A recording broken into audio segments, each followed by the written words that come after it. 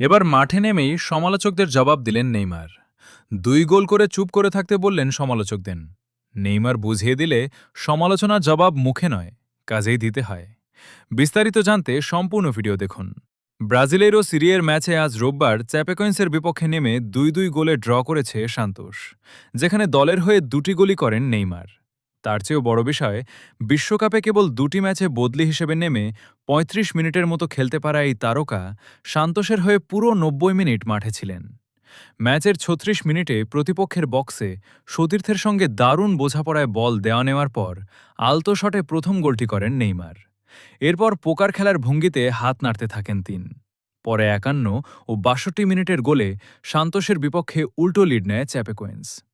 ম্যাচে ফিরতে ৮৯ মিনিট পর্যন্ত সময় লাগে সান্তোসের। তারা পেনাল্টি পাওয়ার পর সফল স্পট কিকে স্কোর লাইন ২-২ করেন নেইমার। কয়দিন আগে বিশ্বকাপের পর ছুটি কাটাতে নিউ ইয়র্কেই জনপ্রিয় জুয়া ও বুদ্ধিবৃত্তিক কার্ড গেম পোকার টুর্নামেন্টে অংশ নেন তিনি। সেখানেও তার বেশি দূর যাওয়া হয়নি। সম্প্রতি দেশে ফেরার পর সাও পাওলোতে আরেকটি পোকার চ্যাম্পিয়নশিপে নাম লিখিয়ে আরও বড় সমালোচনার জন্ম দেন নেইমার। যা নিয়ে বিতর্ক শুরু হলে নেইমার গণমাধ্যমের মুখোমুখি হয়ে বলেন, আমি এখানে দ্বিতীয় অনুশীলন সেশনের প্রস্তুতি নিচ্ছিলাম। তখন মনে পড়ল যে অনেকেই আমার পোকার খেলা নিয়ে আলোচনা করছে। আমি সকালে কাজ করেছি, খেলায় যাইনি, বরং অনুশীলনে ফিরে এসেছি। আমার তখন ছুটি ছিল। যাই হোক, ওরা তো কথা বলেই যাবে।